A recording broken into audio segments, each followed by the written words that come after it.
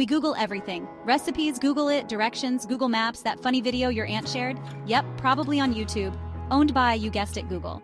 Google is like that friend who always has the answer, but is Google's dominance too much? Think about it.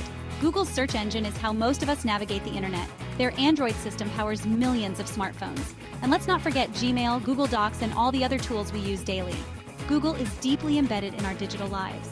This raises an important question. When one company has so much control, is it fair?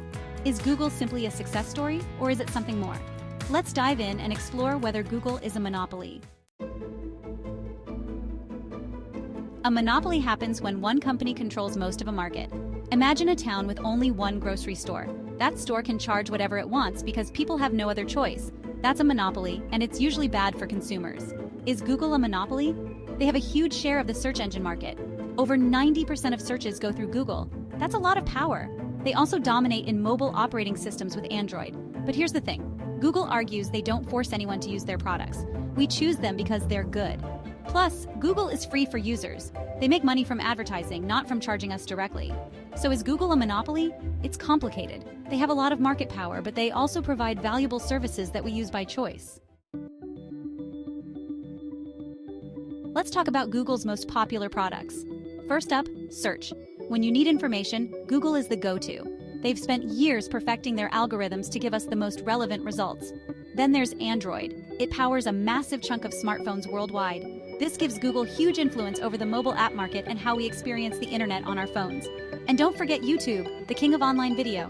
Google bought YouTube back in 2006 and it's been a goldmine. From funny cat videos to educational content, YouTube is where we go to watch and share. These are just a few examples of Google's vast empire. They have their hands in everything from email and cloud storage to self-driving cars and artificial intelligence. Section 4. Google's playbook, how they stay on top. How does Google maintain its dominance? One word, innovation. They are constantly developing new products and improving existing ones. They invest heavily in research and development, always looking for the next big thing. Another key factor is acquisitions. Google is known for buying up promising startups and integrating them into their ecosystem. This allows them to quickly expand into new markets and eliminate potential competitors. Google is also a master of data collection. Every search we make, every website we visit, every email we send, it all feeds into Google's massive data centers. This data is invaluable for targeted advertising, which is the lifeblood of Google's business model. By constantly innovating, acquiring companies, and leveraging data, Google has created a powerful flywheel of growth that is difficult for competitors to challenge. Section 5. Winners and losers, the Google effect. Google's dominance has a ripple effect across the tech industry and beyond. For consumers, Google's free services are a boon. We get access to a wealth of information, entertainment, and tools at no cost. But there's a downside. Google's advertising model, while effective, raises concerns about privacy. Our data is the price we pay for free services, and some argue that Google collects too much information about our online activities. Competitors, especially smaller businesses, often struggle to compete with Google's vast resources. Some argue that Google's algorithms favor their own products and services, making it harder for others to gain a foothold.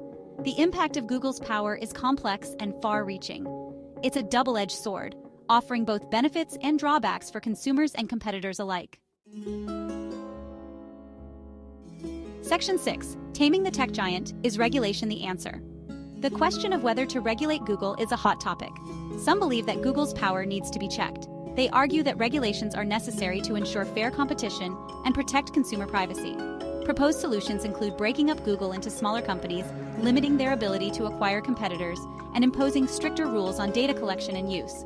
Others caution against heavy-handed regulation. They argue that it could stifle innovation and harm the economy. They believe that the market will self-correct, with new competitors eventually emerging to challenge Google. The debate over regulating Google is likely to continue for years to come.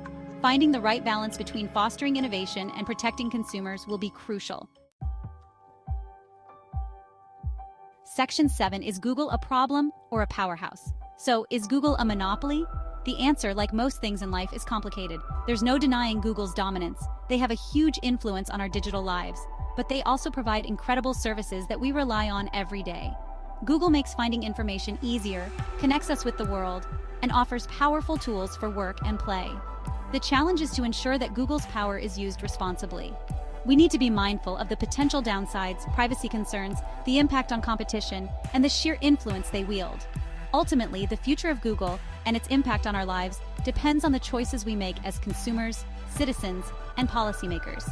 It's up to us to decide whether Google will be remembered as a force for good or a cautionary tale of unchecked corporate power.